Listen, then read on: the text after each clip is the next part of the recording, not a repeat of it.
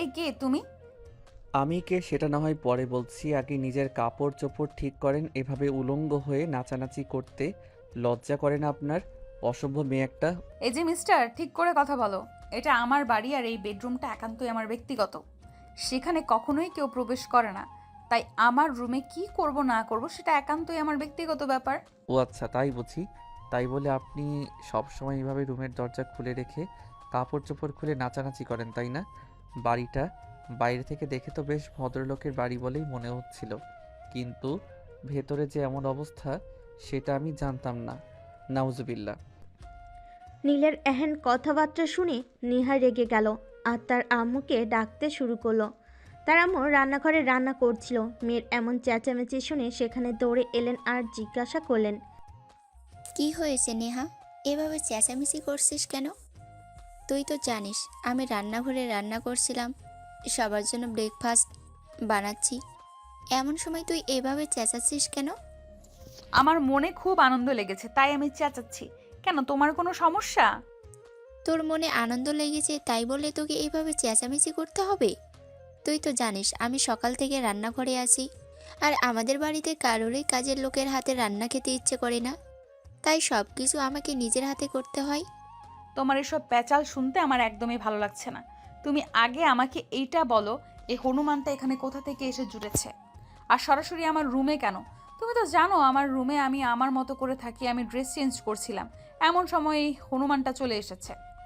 নেহার মুখ থেকে এই কথা শুনে নেহার আম্মু নীলের দিকে ফিরে তাকালো আর তিনি নীলকে দেখে একদম অবাকের চূড়ান্ত সীমানায় পৌঁছে গিয়ে বলতে থাকেন, আরে বাবা, এটা আমি কাকে দেখছি? নীল, তুমি কখন এলে? আর তুমি এখানে আসবে সেটা তো তোমার আঙ্কেল বা অন্য কেউ আমাকে বলেনি। আসলে আঙ্কেলের হয়তো আপনাকে বলতে মনে ছিল না। আমি তো আঙ্কেলের সঙ্গে কথা বলি, তারপরে এসেছি। আসলে আব্বু আমাকে এখানে পাঠিয়েছে। আচ্ছা বাবা, ঠিক আছে, কোনো সমস্যা নেই। তোমার আঙ্কেল এখনও ঘুমাচ্ছে আর আমি সবার জন্য ব্রেকফাস্ট বানাচ্ছি। তুমি এক কাজ করো, এই রুমের পাশেই একটা রুম আছে, ওটা ফাঁকাই আছে, তুমি চাইলে ওই রুমে থাকতে পারো। আর তুমি তো মনে হয় সারা রাত জার্নি করে এসেছো, ব্রেকফাস্ট করা হয়নি। ফ্রেশ হয়ে ব্রেকফাস্ট টেবিলে এসো, সবার সঙ্গে একসঙ্গে খাবে। আচ্ছা আন্টি, ঠিক আছে, কোনো সমস্যা নেই, আমি ফ্রেশ হয়ে আসছি। অতঃপর নীল সেখান থেকে চলে গেল আর নেহার রাগে গজগজ করতে করতে তার আম্মুকে বলতে লাগলো, কি ব্যাপার আম্মু, এই ছেলেটা কে? আর চেনা নেই জানা নেই তাকে তুমি আমাদের বাড়িতে থাকতে দিয়েছো? আর তারপর সবচেয়ে বড় কথা হলো, তুমি এই ছেলেটাকে আমার রুমের পাশের রুম কেন থাকতে বলেছো? এ হলো নীল, তোর বাবার বন্ধুর ছেলে। ওরা গ্রামে থাকে। তোর বাবার এখানে চাকরি হওয়ার পর আমরা এখানে চলে এসেছিলাম। তারপর গ্রামে খুব একটা যাওয়া হতো না, কিন্তু ওর বাবার সঙ্গে আমাদের প্রায় ফোনে কথাবার্তা হয়। যাই হোক, এখন তোকে সব কিছু বলতে পারবো না। আমি চুলায় রান্না বসিয়ে এসেছি। এই বলতে বলতে নেহার আম্মু নেহার রুম থেকে বের হয়ে রান্নাঘরে চলে গেল। এদিকে নেহা ড্রেস চেঞ্জ করে ভার্সিটি যাওয়ার জন্য তৈরি হয়ে নিল। তারপর সবাই মিলে একসঙ্গে ব্রেকফাস্ট টেবিলে চলে আসে। নীল যখন ব্রেকফাস্ট টেবিলে আসে তখনই নীলকে দেখে নেহার ছোট বোন রিমি বলতে থাকে, আরে নীল ভাইয়া, তুমি কখন আসলে? আব্বুর কাছে তো শুনেছিলাম তুমি আসবে, কিন্তু এত তাড়াতাড়ি চলে আসবে এটা তো আব্বু আমাকে বলেনি। না মানে আসলে তোমাকে দেখতে খুব মন চাইছিল, তাই তাড়াতাড়ি চলে এলাম। বলো, ভালো করিনি? একদম ভালো করেছো। তুমি যখন এসেছো ভালোই হয়েছে। আগামী সপ্তাহ থেকে আমার স্কুল বন্ধ, অনেক দিনের ছুটি আছে আমার। আমিও ভাবছিলাম তোমাকে ফোন করে আমাদের এখানে আসতে বলবো। যাই হোক, এখন আমাকে তাড়াতাড়ি বাসা থেকে বের হতে হবে। আজ একটা ইম্পর্টেন্ট ক্লাস আছে। তুমি ব্রেকফাস্ট করে রেস্ট নিয়ে বিকাল এসে তোমার সাথে কথা বলবো। এই কথা বলতে বলতে রিমি নাস্তা শেষ করে নাস্তার টেবিল থেকে উঠে চলে গেল। এদিকে নীল নাস্তা শেষ করে নেহার আম্মুকে বলে, আন্টি, আঙ্কেল তো এখনো ব্রেকফাস্ট টেবিলে আসলো না। আমার তো আঙ্কেলের সঙ্গে জরুরি কথা বলার ছিল। আসলে আজ তোমার আঙ্কেলের শরীরটা ভালো নেই, তাই হয়তো ঘুম থেকে উঠতে একটু লেট হয়েছে। তাছাড়া প্রেশারটাও ইদানিং বেড়ে চলেছে, তাই আমি আর তোমার আঙ্কেলকে ঘুম থেকে জাগানোর চেষ্টা করিনি। যাই হোক, তুমি কোনো টেনশন করো না, তোমার আঙ্কেল হয়তো এক্ষুনি ঘুম থেকে উঠে যাবে। ওকে আন্টি, ঠিক আছে, কোনো সমস্যা নেই। আঙ্কেল ঘুম থেকে উঠলে আপনি একটু কষ্ট করে আঙ্কেলকে বলে দেবেন আমি চলে এসেছি। নেহার আম্মু তখন মাথা নাড়িয়ে সম্মতি জানায়। আর এক এক করে সবাই নাস্তা শেষ করে নিজেদের রুমে চলে যায়। এদিকে নেহা ভার্সিটি যাওয়ার জন্য তৈরি হচ্ছিল। এমন সময় হঠাৎ নীল নেহার রুমে সামনে চলে আসে। আরে এই যে ম্যাডাম, আপনি ভার্সিটিতে ক্লাস করতে যাচ্ছেন নাকি বয়ফ্রেন্ডের সঙ্গে ডেটিং করতে যাচ্ছেন সেটা তো আপনাকে দেখে কনফার্ম হওয়া যাচ্ছে না। এই অসভ্য ইতর লম্পট চরিত্রহীন ছেলে একটা, আমার বিষয়ে আপনার এত চিন্তা করতে কে বলেছে? আমার বয়ফ্রেন্ডের সঙ্গে দেখা করতে যাব নাকি পার্কে ঘুরতে যাব সেটা একান্তই আমার ব্যক্তিগত ব্যাপার। আমি চাই না আপনি এই বিষয়ে নাক গলান, কারণ আমার ফ্যামিলির কেউ কখনোই আমার উপর কোনো বিষয়ে বাধা আরোপ করে না। আরে আপনি তো যা ইচ্ছা তাই, আপনি কার সঙ্গে কিভাবে কথা বলতে হয় সেটাও জানেন না। তা অপরিচিত মানুষ যার সঙ্গে আগে কোনো দিন দেখা হয়েছে কিনা সেটাও হয়তো সঠিক বলতে পারবেন না। আর তার সঙ্গে আপনি এরকম আচরণ করছেন, এই আচরণ করতে আপনার রুচিতে বাধে না? আসছে আমার ভদ্রলোক আমাকে ভদ্রতা শেখাতে।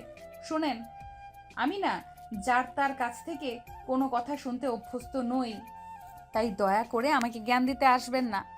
এখন মানে এখান থেকে কেটে পড়ুন। আমার ভার্সিটির টাইম হয়ে গেছে। আপনার সঙ্গে অযথাই প্যাচাল পাড়তে গেলে আমার ভার্সিটিতে লেট হয়ে যাবে। ও তাই নাকি? আচ্ছা ম্যাডাম, ঠিক আছে, কোনো সমস্যা নেই। আপনি এখন ভার্সিটিতে যান, বিকালে আপনার সঙ্গে আমার একটা কথা আছে।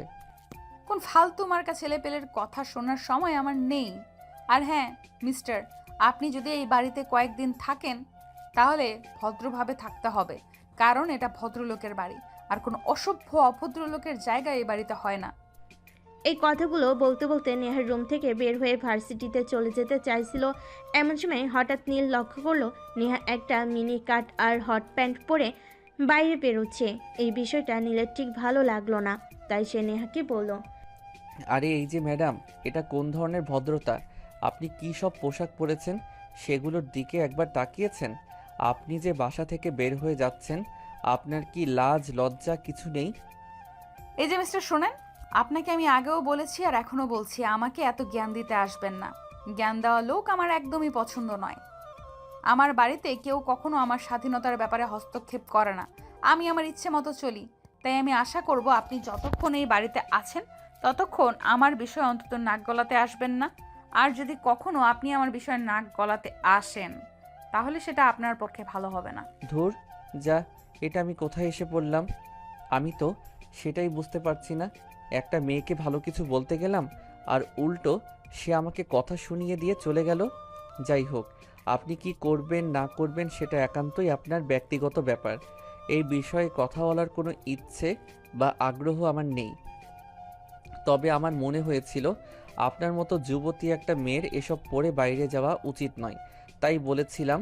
আমি যদি এই কথাটা বলে খুব বেশি ভুল করে থাকি তাহলে আমি সরি, আমাকে ক্ষমা করবেন। হ্যাঁ, একদম ঠিক বলেছেন। যাই হোক, আপনাকে ক্ষমা চাইতে হবে না। নিজের ভুলটা বুঝতে পেরেছেন সেটাই অনেক। আর হ্যাঁ, নেক্সট টাইম এমন ভুল কখনো করবেন না। এই বলে নেহা হনহন করে বাসা থেকে বের হয়ে চলে গেল। এদিকে দেখতে দেখতে প্রায় 1-1.5 ঘন্টার মতো সময় কেটে গেল। তখনই হঠাৎ নেহার আম্মু নীলের রুমে আসলো আর বলতে লাগলো, তা বাবা, তোমার বাবা মা কেমন আছে সেটা তো বললে না। আসলে সকাল থেকে কাজের অনেক চাপে আছি, তাই তোমার সঙ্গে সেভাবে কথা বলার সময়টুকু হয়ে ওঠেনি। কোনো ব্যাপার নয়, বাবা মা আছে, এই তো মোটামুটি ভালোই। আসলে আন্টি, আমি পড়াশোনা শেষ করেছি। এই মুহূর্তে একটা চাকরি আমার খুবই প্রয়োজন, কিন্তু আমার বাবার আর্থিক অবস্থা সেটা তো আপনারা জানেনই। কোথাও চাকরির জন্য গেলেই প্রথমেই সবাই বড় অঙ্কের একটা ঘুষ চায়, কিন্তু সেটা দেওয়া আমার কিংবা আমার বাবার পক্ষে সম্ভব হয়ে ওঠে না, তাই আর চাকরিটা হচ্ছে না।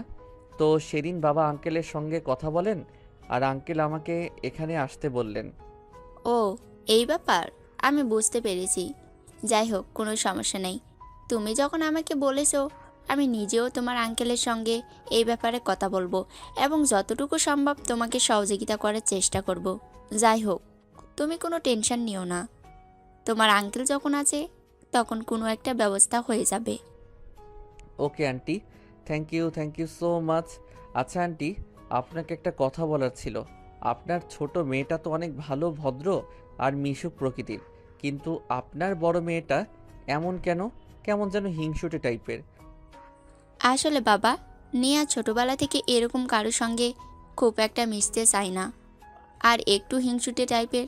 যাই হোক, ওর ব্যবহারে তুমি কষ্ট পেয়ে থাকলে তার জন্য আমি তোমার কাছে ক্ষমা চেয়ে নিচ্ছি। নেহার মায়ের এহেন কথা শুনে নীল অনেকটা অপ্রস্তুত অবস্থায় পড়ে গেল।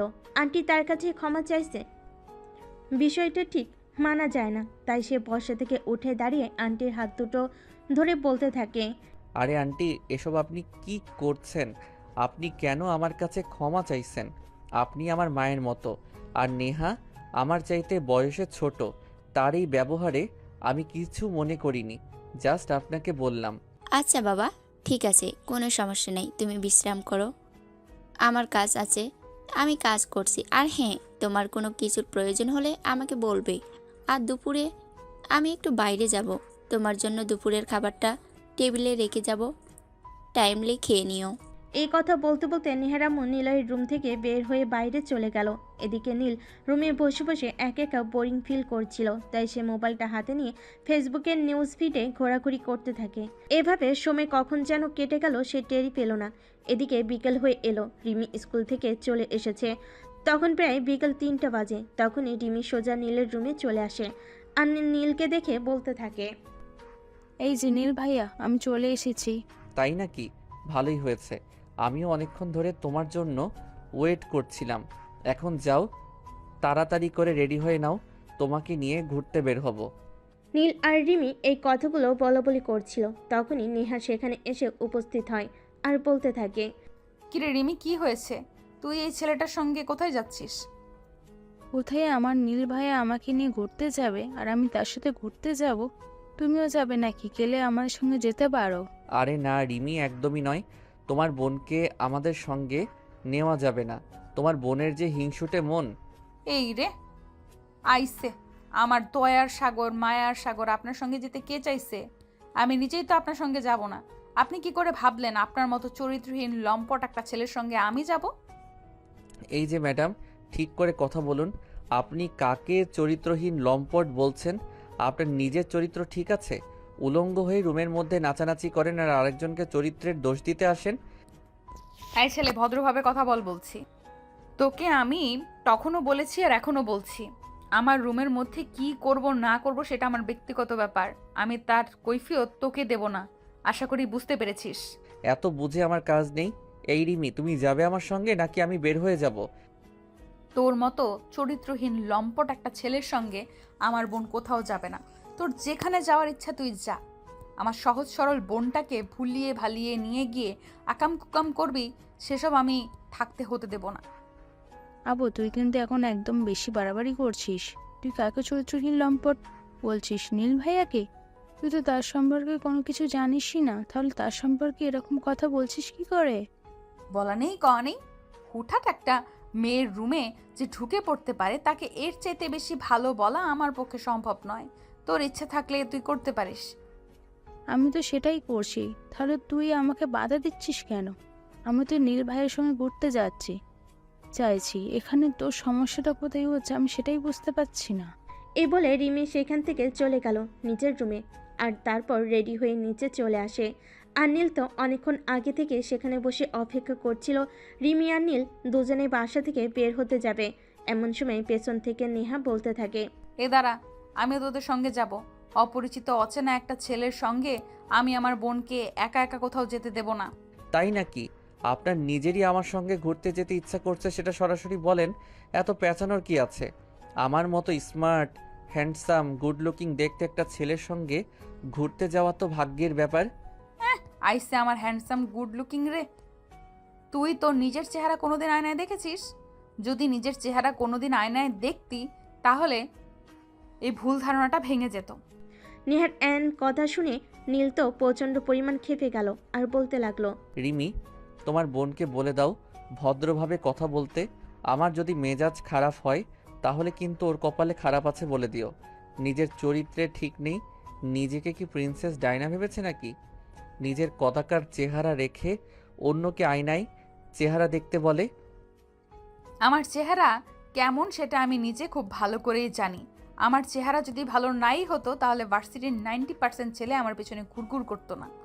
আমার মনে হয় না জীবনে কোনো মেয়ের সামনে বার্তা পেয়েছিস বলে, তাও আবার এত বড় বড় লেকচার দিস। মিশন যে ছেলেগুলো তোর পেছনে ঘর ঘর করে ওদের নিজেদের কোনো কাজকর্ম নেই, তাই তোর পেছনে টাইম ওয়েস্ট করে যদি তাদের কোনো কাজকর্ম থাকতো তাহলে তোর মতো একটা ফালতু মেয়ের জন্য টাইম ওয়েস্ট করতো না। রিমি, তুমি কি আমার সঙ্গে যাবে? গেলে যেতে পারো, তা না হলে আমি যাচ্ছি এই মেয়েটার সঙ্গে। আমার কথা বলতে ইচ্ছে করছে না। আমি যে কখন থেকে রেডি হয়ে বসে আছি তোমার সঙ্গে ঘুরতে যাব বলে, আর তুমি কিনা আমাকে জিজ্ঞাসা করছো আমি যাব কি না। এই আপু, তুই তো ঝগড়া বন্ধ করবি? তোর যদি আমার সঙ্গে যাওয়ার ইচ্ছে হয় তাহলে চুপচাপ মুখটা বন্ধ রেখে যেতে পারিস, না হয়তো বাসায় বসে থাক, ঝামেলা করতে আসিস না। ওরে বাবা রে, যার জন্য করলাম চুরি সেই বলে চোর। তোর নিরাপত্তার জন্য আমি একটা ছেলের সঙ্গে ঝগড়া করছি, আর তুই কিনা আমার বোন হয়ে আমাকে কথা শোনাচ্ছিস? এটা তো আমার এক্সপেক্টেড ছিল না। হ্যাঁ, এখন কথা না বাড়িয়ে এটা বল যে তুই আমার সঙ্গে ঘুরতে যাচ্ছিস কি না। তো যাওয়ার ইচ্ছে থাকলে যেতে পারিস, নয়তো না বলে দে, অযথাই সময় নষ্ট করিস না। এই বলে রিমি আর নীল দুজনে হনহন করে বাড়ি থেকে বের হয়ে যাচ্ছিল। এমন সময় পেছন থেকে নেহা বলতে থাকে, এই রিমি, তোর কি মাথা খারাপ হয়ে গেছে নাকি? আমি তো সেটাই বুঝতে পারছি না। তুই একটা বাইরের ছেলের সঙ্গে একা একা ঘুরতে চলে যাচ্ছিস। ছেলেটা তোর সঙ্গে যদি উল্টো পাল্টা কিছু করে বসে তখন কি হবে? সেটা একবারও চিন্তা করে দেখেছিস? চিন্তা করার দরকার নেই, তুই বসে বসে চিন্তা কর। তোর তো অযথা চিন্তা করার জন্য অনেক সময় রয়েছে, সেই সময়টা আমার নেই, বুঝলি? আমি এখন আসছি। এই দাঁড়া, আমিও তোদের সঙ্গে যাব। এই লম্পট চরিত্রহীন ছেলের সঙ্গে আমি তোকে একা একা কোনোভাবেই যেতে দেব না।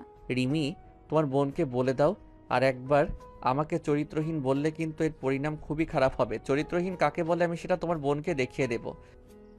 আল্লাহ রক্ষা করো আমাকে। কেন যে এমন একটা বোন দিতে গেলেন সেটা আল্লাহই ভালো জানেন। দোহাই তোমাদের, এবার ঝগড়াঝাটি বন্ধ করো। আমাদেরকে সন্ধ্যার আগে বাড়ি ফিরে আসতে হবে। আব্বু যদি বাড়িতে এসে দেখে আমরা বাড়িতে নেই তাহলে প্রচণ্ড রাগারাগি করবে। সেটা তো আমি নিজেই তোমাদেরকে বলছিলাম, আঙ্কেল বাড়িতে চলে আসার আগেই আমাদের ফিরে আসতে হবে। তাছাড়া আঙ্কেলের সঙ্গে আমার ইমার্জেন্সি কথা আছে বলতে হবে। অতঃপর আর কোনো কথা না বলেই সবাই বাসা থেকে বের হলো। নীল গাড়ির ড্রাইভিং সিটে বসতে চাইছিল। এমন সময় পেছন থেকে নেহা বলতে থাকে, এই, আমি কার ড্রাইভ করব? অপরিচিত কাউকে আমি আমার গাড়ি ড্রাইভ করতে দেব না। তাছাড়া যেখানে আমি রয়েছি, আমার বোন রয়েছে, সেখানে তো একদমই নয়।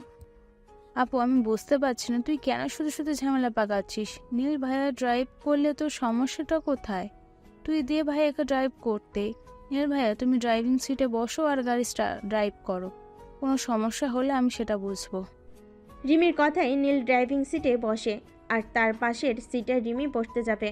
এমন সময় নেহা বলতে থাকে, এই রিমি, তুই পেছনের সিটে বস, আমি সামনে বসবো। এই ছেলেটাকে বিশ্বাস নেই। তুই এই ছেলেটার পাশাপাশি বসলে তোকে ফুসলিয়ে ফাসলিয়ে অন্য কিছু করে ফেলার চেষ্টা করতে পারে, তাই আমি সেই রিস্ক নিতে চাই না। আপু, তোর হয়েছে কি সেটা তুই আমাকে বলবি? আমি না তোর এইসব প্যারা নিতে পারছি না। তুই কেন এমন করছিস বলতো? তুই কেন শুধু শুধু ঝামেলা পাকাচ্ছিস? আমি কোনো ঝামেলা পাকাচ্ছি না, তোকে যেটা বলছি সেটাই করতো। পেছনের সিটে বস, আমি সামনে বসবো। এই ছেলেটাকে আমি বিন্দু পরিমাণ বিশ্বাস করি না। তুমি এইভাবে আমার দিকে হা করে তাকিয়েছো কেন? চুপচাপ ড্রাইভ করো। নেহার সঙ্গে আর কথা বলে টাইম নষ্ট করার ইচ্ছে নীলে ছিল না, তাই সে চুপচাপ গাড়ি ড্রাইভ করতে লাগলো। প্রায় 1.5 ঘন্টার মতো সময় লাগলো তাদের গন্তব্যস্থলে পৌঁছাতে। তারা সেখানে বেশ কিছুক্ষণ ঘোরাঘুরি করলো। এদিকে দুপুর গড়িয়ে বিকেল হয়ে আসছিল, তাই রিমি নীলকে বলে, ভাইয়া, দুপুর 20 বিকাল হতে চললো, আমাদের তো কারোরই দুপুরে খাওয়া হয়নি, তাই ভাবছিলাম চলো আশেপাশে কোনো একটা রেস্টুরেন্ট থেকে কিছু খেয়ে নিই, আমার খুব ক্ষুধা পেয়েছে। এই কথা শুনে তো নীল পড়ে গেল মহা বিপদে, কারণ এই মুহূর্তে রেস্টুরেন্টে নিয়ে গিয়ে খাওয়ানোর মতো পয়সা তার পকেটে নেই। সে পকেটে হাত দিয়ে দেখলো একটা 100 টাকার নোট পড়ে আছে। শুধু এটা দিয়ে কি করবে সেটাই নীল ভাবছিল। এমন সময় রিমি বলে, কি হলো ভাইয়া, তুমি এত কি চিন্তা করছো? আমি তো জানি তোমার পকেটে পয়সা নেই, আমি পয়সা নিয়ে এসেছি। পয়সা নিয়ে তোমাকে কোনো চিন্তা করতে হবে না। তুমি চলো তো আমার সঙ্গে। আর আপু, তুই দাঁড়িয়ে আছিস কেন? তুই যাবি না নাকি? যাব না কেন? যাব তো। আমি শুধু ভাবছি এই ফৈন্নি মার্কা ছেলেটার কথা। দুটো মেয়েকে নিয়ে ঘুরতে এসেছে, অথচ তাদেরকে নিয়ে রেস্টুরেন্টে খাওয়ানোর মতো পয়সা নেই। তাহলে ঘুরতে আসার কি দরকার? রাস্তায় দাঁড়িয়ে 1 ঘন্টা ভিক্ষিক করলে তো পারতো। আপু, এখন কিন্তু একদম বেশি বাড়াবাড়ি হয়ে যাচ্ছে। তুই কিন্তু নীল ভাইয়াকে বারবার অপমান করেই চলেছিস। এগুলো কিন্তু ভদ্রতার মধ্যে পড়ে না, বলে দিলাম। তো কি করব বল শুনি? এই অপদার্থ ছেলেটাকে কোলে নিয়ে আদর করব নাকি? কেন, নীল ভাইয়াকে আদর করতে সমস্যা কোথায়? নীল ভাইয়ের মতো হ্যান্ডসাম একটা ছেলেকে আদর করতে আমার তো কোনো সমস্যা নেই। নীল ভাইয়া আমার চাইতে বয়সে অনেকটাই বড়। যদি সে আমার সমবয়সী হতো তাহলে আমি তাকে আমার বয়ফ্রেন্ড বানিয়ে নিতাম, নয়তো দুজন বিয়ে করে নিতাম। এই যে প্রেম রাশির কন্যা, আপনারা দুজনে যা করছেন আমি বাসায় গিয়ে সব আব্বুকে বলে দিব। দুটো লম্পট চরিত্রহীন, নিজের চাইতে বয়সে এত বড় একটা ছেলেকে এইসব কথা বলতে তোর লজ্জা করে না? না, আমার লজ্জা করছে না, কারণ একদম হ্যান্ডসাম গুড লুকিং একটা ছেলেকে নিজের বয়ফ্রেন্ড বানাতে আমার কোনো সমস্যা নেই। আচ্ছা নীল ভাইয়া, তুমি নিজেই বলো, আমার বয়ফ্রেন্ড হতে তোমার কোনো সমস্যা আছে? না, একদমই নয়। তোমার মতো কোচি আর ইয়াং একটা মেয়ের বয়ফ্রেন্ড হতে আমার কোনো সমস্যা নেই। তোমার বয়ফ্রেন্ড হতে পারলে আমার আরও নিজের অনেক ভালো লাগবে। যাই হোক, এখন চলো এখান থেকে। অতঃপর তারা সেখান থেকে সোজা একটা রেস্টুরেন্টে চলে আসে। সেখানে খাওয়া দাওয়া করে রিমি বিল পরিশোধ করে আর তারপরে সবাই মিলে বাসায় চলে আসে। সেদিন রাতে খাবার সবাই একসঙ্গে খায়। আর রাতের খাওয়া শেষ হলে নিহার আব্বু নীলকে বলে, নীল, খাওয়া দাওয়া শেষ করে তুমি একবার আমার রুমে আসবে। নীল, খাওয়া দাওয়া শেষ করে তুমি একবার আমার রুমে আসবে। আমি তোমার সঙ্গে কিছু কথা বলতে চাই, যেইগুলো এখানে সবার সামনে বলা সম্ভব নয়, কারণ আমি আমার ফ্যামিলির লোকদের খুব ভালো করেই চিনি। আমি যদি এই বিষয়টা তাদের সামনে প্রকাশ করি তাহলে তাদের মধ্যে কেউ একজন হলেও এই বিষয়টা নিয়ে ঝামেলা করবে। তাই আমি তোমার সঙ্গে পার্সোনালি কথা বলতে চাই। ওকে আঙ্কেল, ঠিক আছে। আমি খাওয়া শেষ করে আপনার রুমে চলে আসবো। আর আপনি যেটা বলছেন সেটা আমিও জানি। আপনার ফ্যামিলির মধ্যে সবাই কিন্তু ভালো মানুষ নয়। এই ছেলে একদম ভালো হবে না বলে দিচ্ছি। তুমি যে আমাকে উদ্দেশ্য করে কথাগুলো বলছো সেটা আমি খুব ভালো করেই জানি। আমার সঙ্গে তোমার কোন জন্মের শত্রুতা সেটাই আমি বুঝতে পারছি না। তুমি কেন বারবার এভাবে আমাকে ইঙ্গিত করে কথা বলো? ওরে বাবা, আমি আবার কখন তোমাকে ইঙ্গিত করে কথা বললাম? তুমি কে, পৃথিবীতে স্পেশাল কিছু নাকি যে যাকে সবসময় আমাকে ইঙ্গিত করে কথা বলতে হবে? তোমাকে ইঙ্গিত করে কথা বলার কোনো ইচ্ছা আকাঙ্ক্ষা আমার নেই। তুমি আসলে নিজেকে যতটা স্পেশাল মনে করো ততটাও কারো কাছে স্পেশাল হতে পারোনি তুমি। তখন নেহা আর নীলের কথাই কোনো উত্তর দিল না। চুপচাপ খাবার শেষ করে নিজের রুমে চলে গেল। এদিকে নীল খাওয়া শেষ করে নেহার বাবার রুমে চলে আসে আর দরজার সামনে দাঁড়িয়ে বলে, আঙ্কেল, আমি কি ভিতরে আসবো? হ্যাঁ, অবশ্যই। আর তোমার বাবা আমার বন্ধু, আর তুমি আমার বন্ধুর ছেলে, কিন্তু তোমাকে আমি আমার নিজের ছেলের মতোই মনে করি। আর বাবার রুমে আসার জন্য কোনো ছেলেকেই অনুমতি নিতে হয় না। আর একটা কথা, এই বাড়িতে তোমার ততটাই স্বাধীনতা রয়েছে যতটা আমার 2 মেয়ের জন্য আমি রেখেছি। তাই কোনো বিষয়ে কখনোই কোনো দ্বিধাবোধ করবে না। যখন যেটা প্রয়োজন হবে তখন সেটা আমার কাছে কিংবা তোমার আন্টির কাছ থেকে চেয়ে নেবে। আচ্ছা আঙ্কেল, ঠিক আছে, কোনো সমস্যা নেই। এখন আপনি আমাকে এটা বলুন যে কেন ডেকেছেন, আর আমার চাকরির বিষয়ে কিছু কি ভেবেছেন? হ্যাঁ, আমি আসলে ওই বিষয়ে তোমার সঙ্গে কথা বলার জন্যই তোমাকে ডেকেছি। দেখো, আসলে এই মুহূর্তে আমাদের কোম্পানিতে কোনো লোক নিয়োগ করা হচ্ছে না। তাছাড়া কোনো পোস্ট খালি নেই যেখানে আমি তোমাকে নিয়োগ করতে পারি। তবে কোনো সমস্যা নেই, আমি আমার পরিচিত একজনের সঙ্গে কথা বলেছি। ওদের কোম্পানিতে ম্যানেজমেন্ট ডিপার্টমেন্টের একজন লোক নিয়োগ করা হচ্ছে। তাই আমি তোমার ব্যাপারে ওদের সঙ্গে কথা বলেছি। আর আগামীকাল সকালে তুমি রেডি থাকবে, আমাদের ড্রাইভার তোমাকে ওখানে নিয়ে যাবে। ওকে আঙ্কেল, ঠিক আছে, কোনো সমস্যা নেই। আমার আসলে একটা চাকরি প্রয়োজন, সেটা যেখানেই হোক আর যে চাকরি হোক না কেন। যাই হোক, তাহলে আঙ্কেল আপনি রেস্ট করুন, আমি আসি। আচ্ছা বাবা, ঠিক আছে, কোনো সমস্যা নেই। তুমি সকালবেলা রেডি থেকো, ড্রাইভার তোমাকে ওখানে পৌঁছে দিবে। আর হ্যাঁ, তোমার ব্যাপারে আমি সব কথা বলে রেখেছি, শুধু কাগজপত্রগুলো ঠিকঠাক নিও। পরের দিন সকালবেলা ঘুম থেকে উঠে নীল নতুন কাপড় পরে রেডি হয়ে নেয়। তারপর নাস্তা শেষ করে বাসা থেকে বের হতে যাবে। এমন সময় নিহা পেছন থেকে বলতে থাকে, এই যে তুমি আমার গাড়ির দিকে এগোচ্ছ কেন?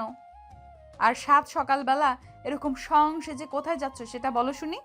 আমি কোথায় যাচ্ছি সেটা তোমার না জানলেও চলবে। আমার ব্যাপারে তোমার এত ইন্টারেস্ট কেন সেটা বলবে? তোমার ব্যাপারে জানার কোনো ইন্টারেস্ট আমার নেই। আমি শুধু তোমাকে এইটুকুই বলছি যে তুমি আমার গাড়ির দিকে কেন যাচ্ছ। আমি তো এখন ভার্সিটিতে যাব, ড্রাইভার আমাকে ভার্সিটি পর্যন্ত পৌঁছে দেবে। ম্যাডাম, স্যার বলেছেন ওনাকে এক জায়গায় নিয়ে যেতে। আমি তো আজ আপনাকে নিয়ে যেতে পারবো না। আপনাকে অটোতে করে আজ ভার্সিটিতে যেতে হবে। হোয়াট? আপনার কি মাথা খারাপ হয়ে গেছে? আমি অটোতে করে ভার্সিটিতে যাব? ইম্পসিবল। অটোতে করে ভার্সিটিতে গেলে আমার কি মান সম্মান থাকবে?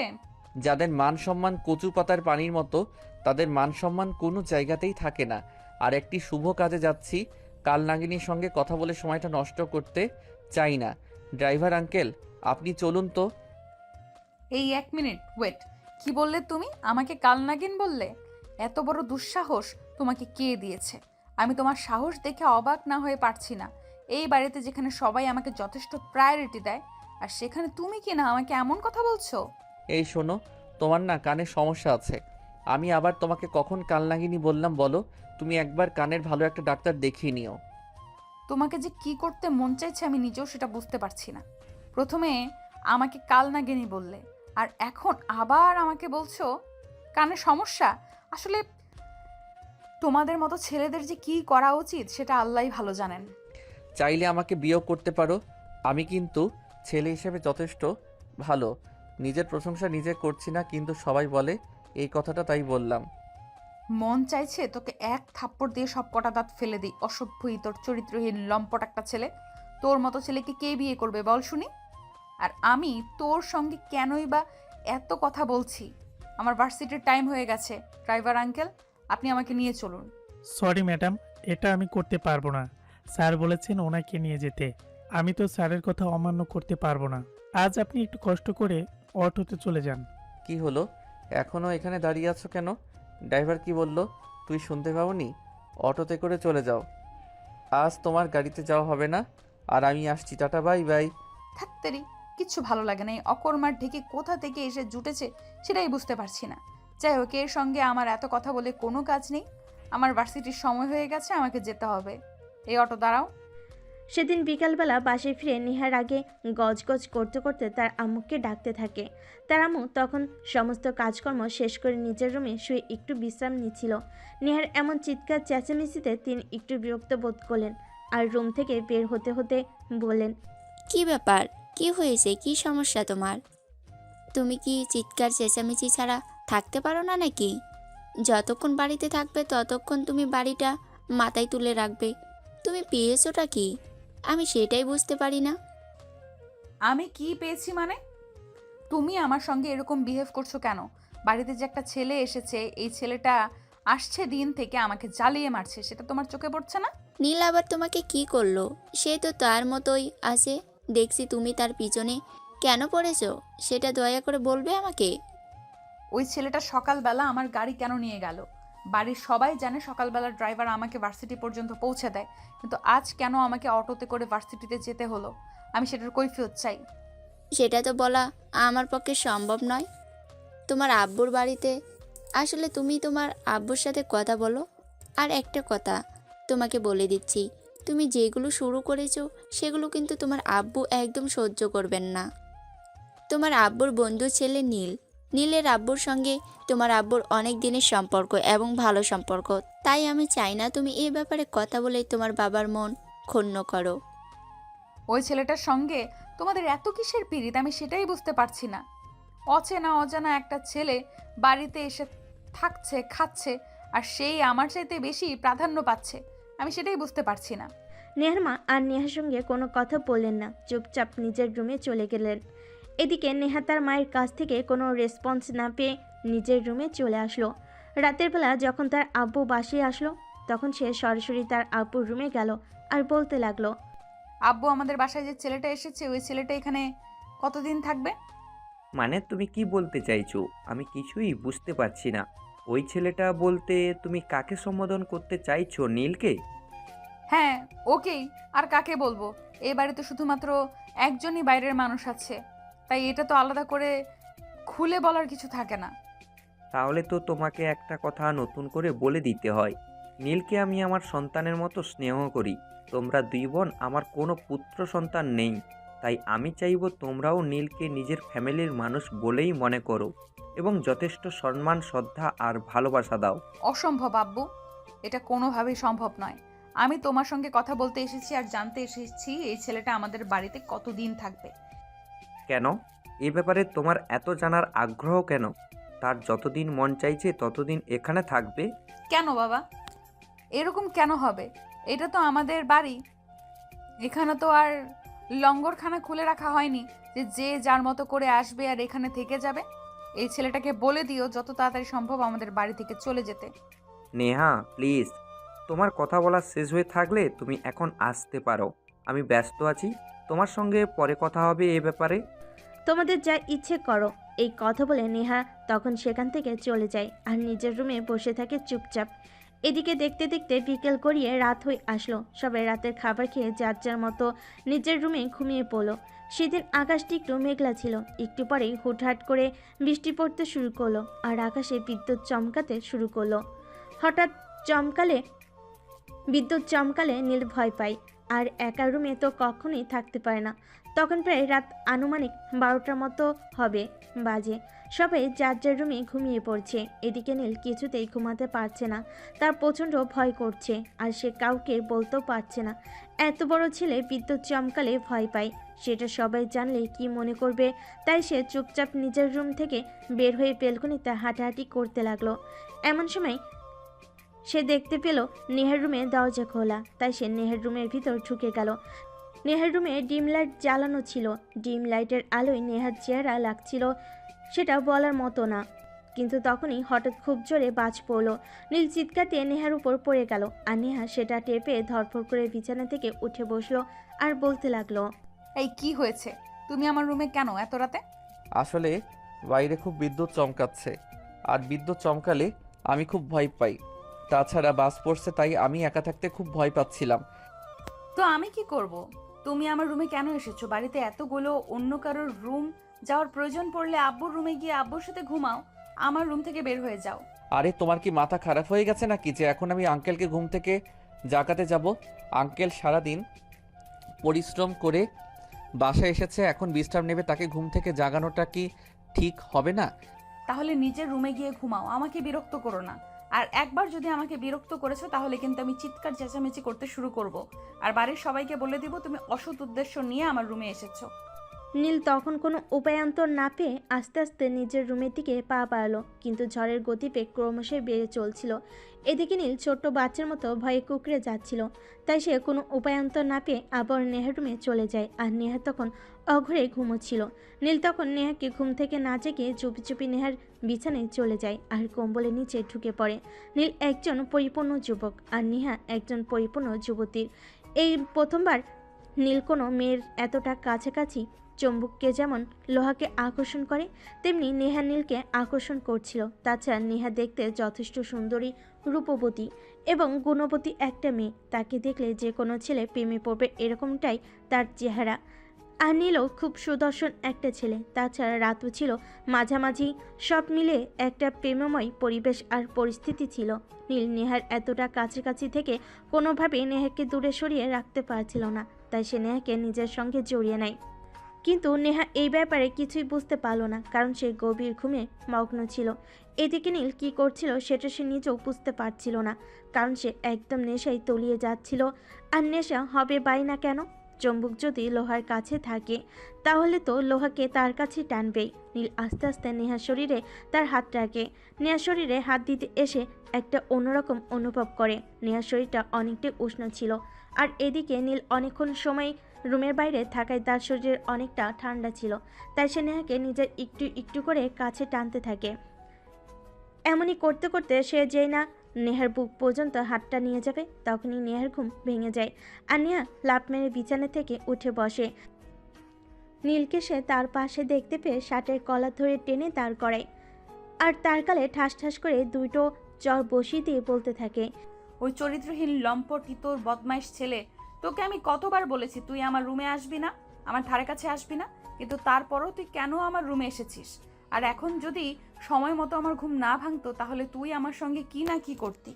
তার তো কোনো গ্যারান্টি নেই। দাঁড়া, আজ সকালেই আমি বাবার সঙ্গে সব কিছু বলবো আর তোকে এই বাইরের থেকে তাড়ানোর ব্যবস্থা করব। I am sorry, I am so sorry. আমি আসলে বুঝতে পারিনি, বললাম তো আমি ঝড় আসলে প্রচণ্ড ভয় পাই, তাই আমি এখানে চলে এসেছিলাম। তারপর যেটা হয়েছে সেটা অ্যাক্সিডেন্ট মাত্র, যা হয়েছে সব ভুলে যাও। সেটা তোমার জন্য ভালো হবে আর আমার জন্য ভালো হবে। একটা কথা মনে রেখো, এই বিষয়টা প্রকাশ করলে কিন্তু মান সম্মান তোমার বেশি যাবে। মানে তুই আমাকে ভয় দেখাতে চাইছিস, তাই তো? কিন্তু সেটা করে কোনো লাভ হবে না, কারণ আমি তোর এইসব কথাই একটুও ভয় পাই না। আমি সবাইকে বলে দেব আর তোর মুখোশটাও সবার সামনে খুলে দেব। তখন বুঝতে পারবি আমি নেহা কি জিনিস। ওকে, তুমি যদি আমার কথা না শোনো তাহলে তোমার যা ইচ্ছা তুমি তাই করতে পারো, আমার কোনো প্রবলেম নেই। এখন আমি আসছি।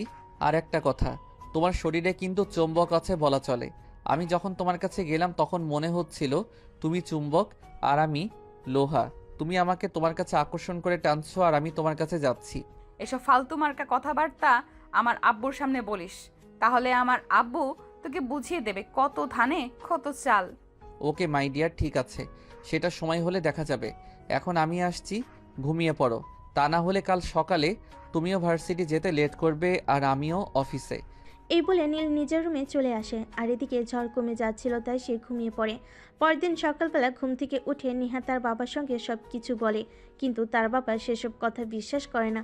তাই তিনি অপেক্ষা করতে থাকেন নীল কখন ব্রেকফাস্ট টেবিলে আসবে। আর কিছুক্ষণ পর নীল ব্রেকফাস্ট টেবিলে চলে আসে।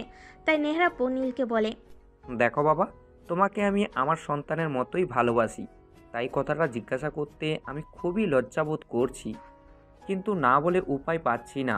নেহা, এসব কি বলছি? তুমি নাকি গতকাল রাতে তার রুমে গিয়েছিলে? আমি তার রুমে? কিন্তু কেন? আমি তার মেয়ে কেন যেতে যাব? তার রুমে তো আমার কোনো প্রয়োজন নেই। হ্যাঁ, আমিও তো সেটাই বলছি। তোমার কোনো কিছুর প্রয়োজন থাকলে তুমি আমাকে কিংবা তোমার আন্টিকে বলবে, কিন্তু তুমি নেহার কাছে কেন যাবে? কিন্তু দেখো না, সে তখন থেকে বলেই যাচ্ছে তুমি নাকি কাল রাতে তার রুমে গিয়েছিলে। আঙ্কেল, একটা কথা বলি, আপনি প্লিজ কিছু মনে করবেন না। আসলে আমি আপনাদের বাড়িতে থাকছি, বিষয়টা আপনার মেয়ের ভালো লাগছে না। আপনার মেয়ে চাইছে আমি এই বাড়ি থেকে চলে যাই, তাই আমি যেদিন থেকে আপনাদের বাড়িতে এসেছি সেদিন থেকে আপনার মেয়ে আমার পিছনে পড়ে আছে। এই ছেলে, একদম মিথ্যা কথা বলবে না। নিজের মুখোশটা সবার সামনে খুলছো না কেন? কাল রাতে তুমি আমার রুমে গিয়েছিলে আর আমার বিছানা পর্যন্ত, সেগুলো তুমি বলছো না কেন? আরে আজব তো, তুমি আমাকে এভাবে কেন মিথ্যা দোষারোপ করছো? আমি এই বাড়িতে থাকতে গেলে তোমার যদি কোনো সমস্যা হয়ে থাকে তাহলে তুমি সেটা আঙ্কেলকে সরাসরি বলো। আমাকে এই বাড়ি থেকে তাড়িয়ে দিতে, তাহলে আমি আর তোমাদের বাড়িতে থাকবো না। কিন্তু প্লিজ দয়া করে এভাবে আমার মান সম্মান নিয়ে খেলো না। তোমরা বড়লোক, তোমাদের মান সম্মান আছে, আমরা গরিব, আমাদেরও মান সম্মান আছে। তোমরা তোমাদের মান সম্মান টাকা পয়সা দিয়ে কামাতে পারো, কিন্তু আমাদের তো অত টাকা পয়সা নেই। টাকা পয়সা দিয়ে আমরা মান সম্মান কিনতে পারি না। ছি ছি আপু, তোর মানসিকতা এতটা নিচ, সেটা আমরা কেউ জানতাম না। তুই নীল ভাইয়াকে এভাবে অপমান করতে চাস? তুই চুপ কর। তুই কেন বড়দের মধ্যে কথা বলতে আসছিস? তোকে তো বলেছি আমি এই ছেলের চরিত্রে সমস্যা আছে, কিন্তু তোরা কেউ বিশ্বাস করতে চাইছিস না আমার কথা। আচ্ছা ঠিক আছে, যেদিন তোদের চোখের সামনে সব কিছু ঘটবে সেদিন তোরা দেখিস। হ্যাঁ সেটাই। এখন আর তুই দয়া করে নীল ভাইয়াকে উল্টোপাল্টা কথা শোনাবি না, তাহলে কিন্তু আমি তোর বিরুদ্ধে গিয়ে কথা বলতে বাধ্য হব। তখন নেহা আর কথা বলার জন্য কোনো ইস্যু খুঁজে পেল না, তাই সে চুপচাপ নাস্তা করে সেখান থেকে চলে গেল। কিছুক্ষণ পর নাস্তা শেষ করে নীল নেহার রুমের সামনে দিয়ে যাচ্ছিল। নেহার নিজের বিছানার উপর বসে কিছু একটা চিন্তা করছিল, তাই নীল তার রুমে প্রবেশ করে আর বলতে থাকে, কি ব্যাপার ম্যাডাম, আমার পিছনে কেন এত উঠে পড়ে লেগেছেন? বললাম তো আমার পিছনে পড়েন না, কোনো লাভ হবে না। বিশ্বাস এমন একটা জিনিস যেটা কামাই করতে অনেক কষ্ট লাগে, আর সেটা ধরে রাখতে জানতে হয়। তুমি আবার কেন আমার রুমে এসেছো সেটা বলবে? তুমি এক্ষুনি আমার চোখের সামনে থেকে চলে যাও। আমি তোমাকে সহ্য করতে পারি না, সেটা তুমি কেন বুঝতে পারো না? আমি কি এতটাই বোকা নাকি যে কোনো কিছু বুঝি না? আমি সব কিছুই বুঝি, আর বুঝে শুনেই লুডো খেলায় নেমেছি, যেটাকে সাপ লুডো বলে। হয়তো জিতবো, নয়তো একেবারে হেরে যাব। তুমি আমার চোখের সামনে থেকে দূর হও বলছি। আমি তোমাকে সহ্য করতে পারছি না। তুমি যেদিন থেকে আমাদের বাড়িতে এসেছো সেদিন থেকে আমার সঙ্গে খারাপই হচ্ছে, ভালো কিছুই হচ্ছে না। ম্যাডাম, আমি মানুষটাই এরকম, আমার সঙ্গে লাগতে আসবেন না। আমার সঙ্গে লাগতে আসলে খারাপই হবে, ভালো কিছুই হবে না। আসছি madam, goodbye and best of luck. আর হ্যাঁ, আমার পেছনে আর পইরেন না। নেহা তখন নীলকে কিছু বলতে চাইছিল, কিন্তু নীল তাকে সেই সুযোগ না দিয়ে নিজের রুমে চলে গেল আর রেডি হয়ে অফিসে চলে গেল। এভাবেই চলতে থাকলো দিনকাল। হঠাৎ একদিন শুক্রবার, নীলের অফিস বন্ধ, আর অপরদিকে রিমি আর নেহার স্কুল আর ভার্সিটিও বন্ধ ছিল। তাই নীলের কোনো কাজকর্ম না থাকায় সে বাগানে গিয়ে ফুল গাছগুলোর সঙ্গে একটু সময় কাটাচ্ছিল। এমন সময় দোতলায় বেলকনি থেকে রিমি নীলকে ডাকতে থাকে। এই নীল ভাইয়া, একটা কাজ করে দেবে, খুব দরকারি। তোমার কোনো দরকারি কাজ আর আমি সেটা করে দেব না, এমনটা হতে পারে না। কি বলে ফেলো, কি কাজ, আমি এক্ষুনি করে দিচ্ছি। ভাইয়া আসলে একটা ইনভিটেশন যাওয়ার আছে, তাই বলছিলাম একটা গিফট কিনে দিতে, তাহলে ভালো হতো। হ্যাঁ ঠিক আছে, সেটা না হয় বুঝলাম, কিন্তু কার ইনভাইটেশনে আর কোথায় যাচ্ছ? আমাকে তোমার সাথে নিবে তো? এই না, একদম না। এই তোর বদমাইশ চরিত্রহীন লম্পট ছেলেটাকে কোনোভাবেই আমাদের সঙ্গে নেওয়া যাবে না। এর চরিত্রের ঠিক নেই, কোথায় কখন কি করে বসবে তার কোনো ঠিক ঠিকানা নেই। আরে আপু, তুমি এইভাবে বলছো কেন? তুমি কেন এই সব সময় নীল ভাইয়ের সঙ্গে এরকম আচরণ করো? নীল ভাইয়া যথেষ্ট ভদ্র আর ভালো একটা ছেলে, এসে কখনোই ফাজলামো করে না। নীল ভাইয়া, আমি তোমাকে আমার সাথে নিয়ে যাব, কোনো সমস্যা নেই। দাঁড়াও 1 মিনিট, আদৌ তোমার সঙ্গে যাবো কিনা সেটা চিন্তা করে নেই। তোমার এই ডাইনি মার্কা শাকচুন্নি বোনটা যদি তোমার সঙ্গে যায় তাহলে আমি যাব না, আর গিফট কিনে এনে দেওয়ার তো প্রশ্নই ওঠে না। ভাইয়া আসলে আমরা একটা বান্ধবীর বার্থডেতে যাচ্ছি, তাই তার জন্য কিছু গিফট নেওয়ার প্রয়োজন। আসলে সকালে মনে ছিল না, তাই না হলে আমার দুজনের মধ্যে থেকে কেউ একজন নিয়ে আসতাম, তাই তোমাকে বলা। ও আচ্ছা ঠিক আছে, বুঝতে পেরেছি। আমি তোমাদের গিফট এনে দেব, শুধুমাত্র একটা শর্তেই, যদি তোমাদের সঙ্গে আমাকে নিয়ে যাও। রিমি ওকে বলে দে আমাদের গিফটের কোনো প্রয়োজন নেই, আমরা রাস্তা দিয়ে যাওয়ার সময় কিছু একটা কিনে নেব, নয়তো আমাদের ফ্রেন্ডকে অন্য সময় কিছু একটা দিয়ে দেব, কিন্তু এই বদমাইশকে কোনোভাবেই আমাদের সঙ্গে নিয়ে যাব না। কেন, কি সমস্যা? আমি কি ওখানে গিয়ে সবার সামনে তোমাকে জড়িয়ে ধরবো নাকি কিস করব, যাতে তোমার প্রবলেম হবে? এই ফাজিল ছেলেটাকে আমার সামনে থেকে চলে যেতে বল, তা না হলে কানের নিচে কখন যে 2-4টা বসিয়ে দেব তার কিন্তু কোনো ঠিক ঠিকানা নেই, কারণ এ আমার মেজাজ একদম খারাপ করে ফেলছে। কেন, আমি কি এখনো এমন কিছু করেছি নাকি? তোমাকে বিয়ে করব বলেছি নাকি বাসর করব বলছি, যার কারণে তোমার মেসেজ এত খারাপ হয়? শোনো, তুমি না এতটাও ডিমান্ডেড কিছু নও যতটা তুমি নিজেকে মনে করো। নিজেকে এত স্পেশাল কিছু ভাবার কোনো কারণ নেই, বুঝতে পেরেছো? এই বলতে বলতে নীল সেখান থেকে চলে গেল, আর এইদিকে রিমি নেহাকে বলতে থাকে। নেহা এই কথাগুলো না বলে হয়তো নীল তাদের একটা গিফট কিনে এনে দিত, কিন্তু এখন তো পার্টিতে যাওয়ার সময় হয়ে গেছে। রাস্তায় গাড়ি দাঁড় করে গিফট কেনার মতো টাইম হবে না। খালি হাতে কোনো ইনভাইটেশনে যাওয়াটা তো ভালো দেখায় না। তখন নেহা রিমিকে বলে, দেখ, আমি তোর কোনো বন্ধুর ইনভিটেশনে যাচ্ছি না, আমি আমার বন্ধুর ইনভিটেশনে যাচ্ছি, তাই সেখানে মানিকও তো থাকবে কি থাকবে না সেটা আমার উপর ছেড়ে দে।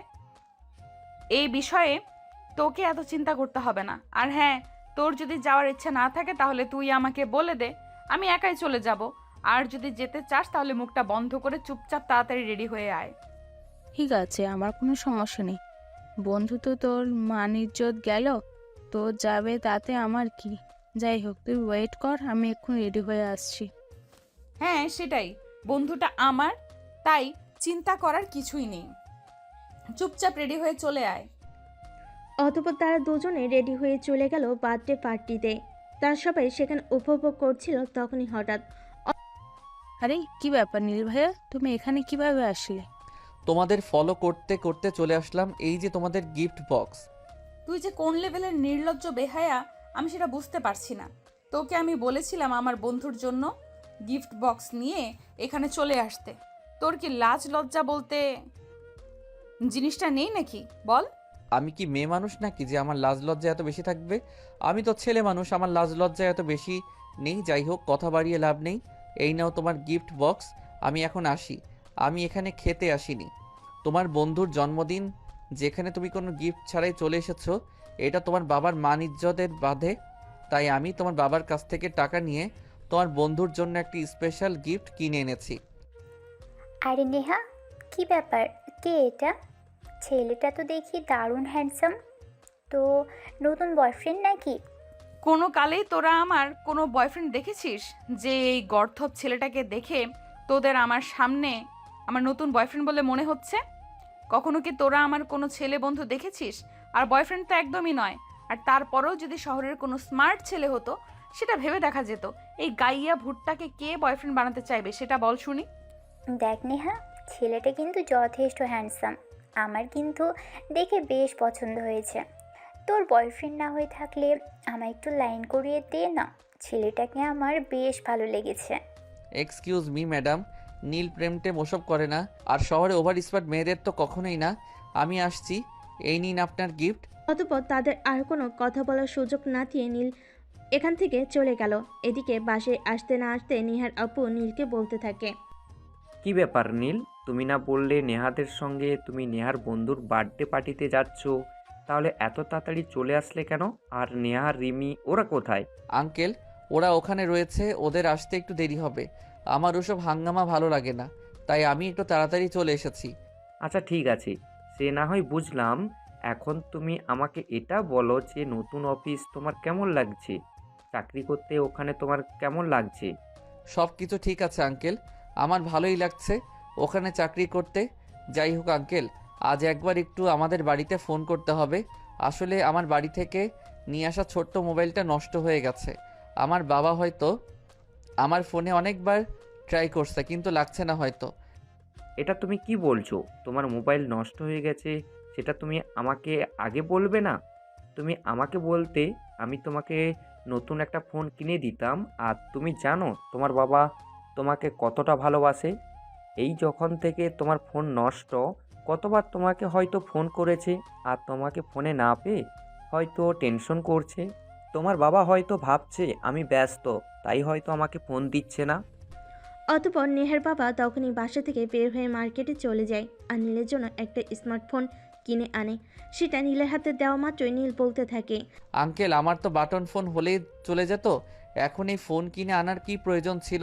তাছাড়া এই ফোনের যা দাম, সেটা তো আমার 1 মাসের বেতনই চলে যাবে। হ্যাঁ বাবা, এটা একদম ঠিক কথাই বলেছো। এই ছেলেটা তুমি কেন এত দামি ফোন কিনে দিয়েছো যার 1 মাসের বেতনের টাকা পুরোটাই চলে যাবে? তাকে তো তুমি একটা ছোট্ট বাটন ফোন কিনে দিলেই পারতে। নেহা চুপ করো তুমি। নেহা চুপ করো তুমি। আমি বুঝতে পারছি না নীলের সঙ্গে কি তোমার শত্রুতা। তুমি কেন সব সময় ছেলেটার পিছনে এভাবে পড়ে থাকো? সে আমার বন্ধুর ছেলে, তাকে আমি এরকম একটা ফোন গিফট করতেই পারি। তাছাড়া আমার এতটা অবনতি হয়নি যে আমার বন্ধুর ছেলেকে একটা ফোন কিনে দিয়েছি আর সেটার টাকা তার কাছ থেকে আমাকে নিয়ে নিতে হবে। আমি এই ফোনটা নীলকে গিফট করেছি। আশা করি বুঝতে পেরেছো। এ ব্যাপারে আর কোনো কথা না হলেই ভালো হয়। আমি বুঝতে পারি না এই ছেলেটাকে নিয়ে এত আদিক্ষেতা দেখানোর কি আছে। গাইয়া ভূত একটা এইখানে এসে থাকছে, খাচ্ছে, আবার এত দামি একটা ফোনও লুফে নিল। এত আচ্ছা লোভী একটা ছেলে, এ তো আচ্ছা লোভী একটা ছেলে। নেহা, এখন কিন্তু একদম বেশি হয়ে যাচ্ছে। তুমি দয়া করে তোমার মুখটা বন্ধ করো, তা না হলে কিন্তু আমি হয়তো মুখ ফুসকে তোমাকে এমন কথা বলে ফেলবো যেটা শোনার জন্য তুমি প্রস্তুত নও। তাই আমি আশা করব তুমি আমাকে সেই সব কিছু করতে বাধ্য করবে না। নেহা বুঝতে পারে এখানে আর উস্কানিমূলক কথাবার্তা বলে কোনো লাভ হবে না, তাই সে সেখান থেকে চুপচাপ চলে গেল। এদিকে নীল ফোনটা পেয়ে মোটামুটি খুশি। পরের দিন সকালবেলা যখন নীল অফিসে যাবে তখন নেহার আপু নীলকে বলতে থাকে। আজ তোমাকে একটা কাজ করতে হবে। আমাদের ড্রাইভার একটু অসুস্থ, তাই সে ছুটি নিয়েছে। আর সেজন্য তোমাকে একটু কষ্ট করে নেহাকে তার ভার্সিটি পর্যন্ত পৌঁছে দিতে হবে, তারপর অফিসে যেতে হবে। আসলে আমি নিজেই পৌঁছে দিতাম, কিন্তু আমার অফিসে একটু ইম্পর্ট্যান্ট কাজ পড়ে গেছে, তাই আমাকে যেতে হবে। ওকে আঙ্কেল, ঠিক আছে, কোনো সমস্যা নেই। আপনি কোনো চিন্তা করবেন না, আমি নেহাকে তার ভার্সিটি পৌঁছে দিয়ে তারপর অফিসে চলে যাব। অতঃপর নীল বাড়ির বাইরে গাড়ি নিয়ে নেহার জন্য অপেক্ষা করছিল। প্রায় 10 মিনিট পর নেহা সেখানে আসলো আর গাড়ির ভিতরে নীলকে বসে থাকতে দেখে নেহা বলতে থাকে। কিরে কি ব্যাপার, তুই আমার গাড়ির ভেতরে বসে আছিস কেন? তোকে আমি কত কথা বলি, তাও কি তোর লজ্জা হয় না নাকি? গাড়ি থেকে নাম, আমার ভার্সিটি যাওয়ার সময় হয়ে গেছে, আমাকে ভার্সিটিতে যেতে হবে। ম্যাডাম ড্রাইভার আজ অসুস্থ, তাই আঙ্কেল বলেছে আপনাকে ভার্সিটি পৌঁছে দিয়ে তারপর আমাকে অফিসে যেতে। আব্বু বললো আর তুই অমনি চলে এলি। তোর কি মেয়ে মানুষ দেখলে লুতুর পুতুর করতে ইচ্ছে করে নাকি? শোন, এসব লুতুর পুতুর করে কোনো কাজ হবে না। এক্ষুনি গাড়ি থেকে নাম বলছি।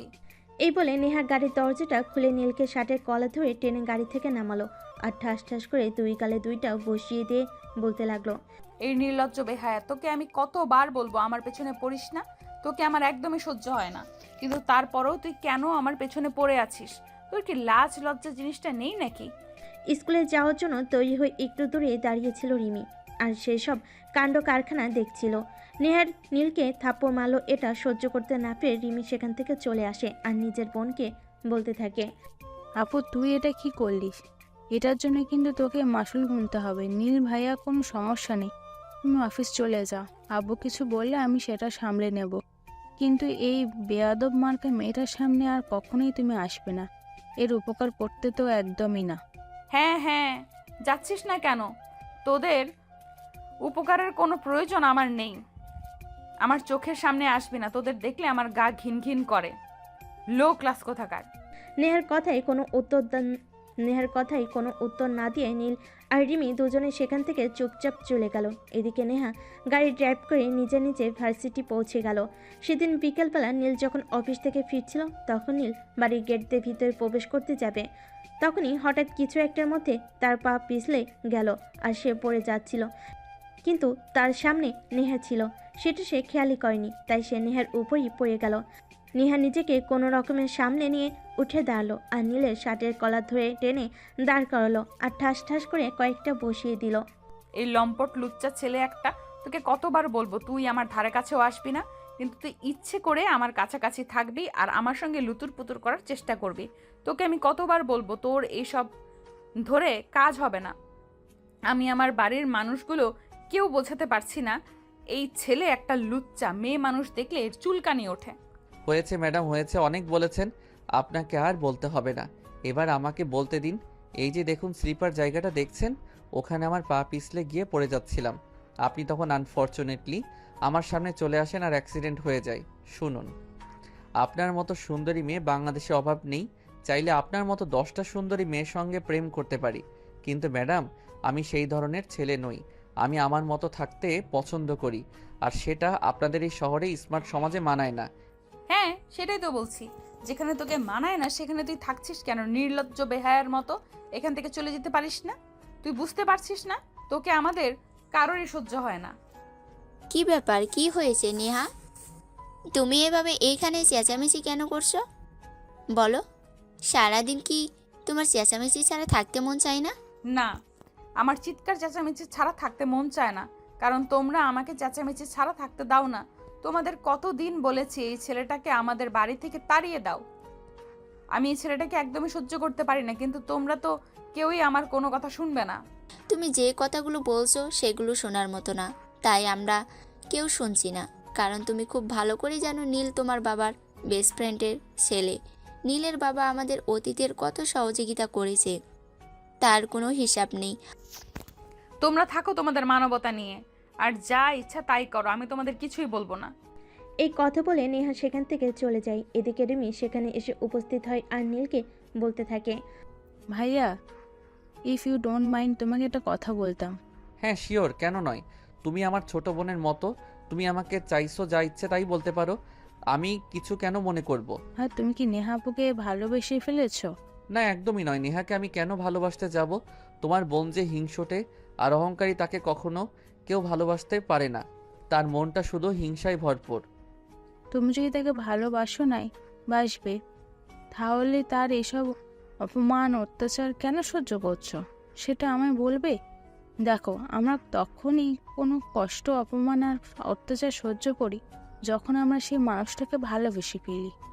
আমি তোমার থেকে বয়সে অনেক ছোট, হয়তো আমার জ্ঞান বুদ্ধি তোমার থেকে অনেক কম, কিন্তু এইটুকু হয়তো বুঝতে পারি। রিমি তুমি ভুল ভাবছো। আমি তোমার বোনকে কেন ভালোবাসতে যাব? কোথায় তোমার বোন আর কোথায় আমি?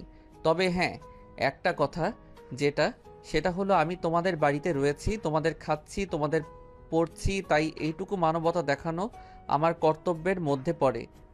কিন্তু ভাইয়া বিশ্বাস করো, আমার সেটা মনে হচ্ছে না। আমার মনে হচ্ছে তুমি নেহা আপুকে ভালোবেসে ফেলেছো, যার ফলে স্বরূপ তুমি তার এসব অপমান অত্যাচার সহ্য করছো। নয়তো তুমি কখনোই সহ্য করতে না।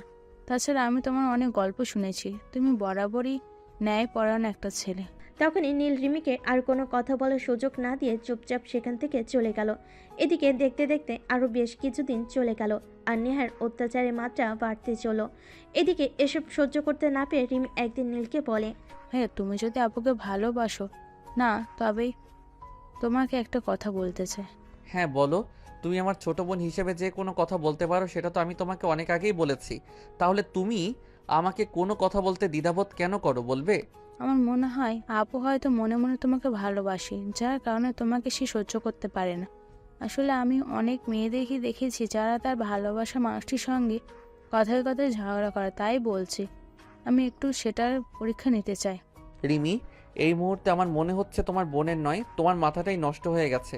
তুমি নেবে তোমার বোনের ভালোবাসার পরীক্ষা, সেটা আবার আমাকে দিয়ে? আমি পারবো না বোন, এটা আমাকে ক্ষমা করো। ভাইয়া প্লিজ এইটুকু কাজ করো, তোমাকে আমার বোনের সঙ্গে কিছু করতে হবে না। তার একটা বন্ধু আছে, সে খুব সহজেই ছেলেদের সঙ্গে রিলেশনে চলে যায়। তাই আমি এই মেয়েটার সঙ্গে তোমাকে পরিচয় করিয়ে দেবো। জাস্ট কয়েকটা দিন এই মেয়েটার সঙ্গে একটু লাইন মারবি, তাহলেই হয়ে যাবে। প্লিজ ভাইয়া, আমি ছোট বোন হিসেবে তোমাকে রিকোয়েস্ট করছি, তুমি আমাকে ফিরিয়ে দিও না। আচ্ছা ঠিক আছে, তুমি যখন এত করে রিকোয়েস্ট করে বলছো আমি চেষ্টা করে দেখতেই পারি। এর 2 দিন পর রিমি নেহার মোবাইল থেকে তার ওই বান্ধবীর নাম্বার জোগাড় করে আর তার সঙ্গে একটু কথা বলে দেখা করার জন্য। আজ শুক্রবার, তাই রিমি আর নীল দুজনে যাবে ওই মেয়েটার সঙ্গে দেখা করতে। তাই তারা সকালবেলা রেডি হয়ে ওই মেয়েটার সঙ্গে দেখা করতে চলে যায়।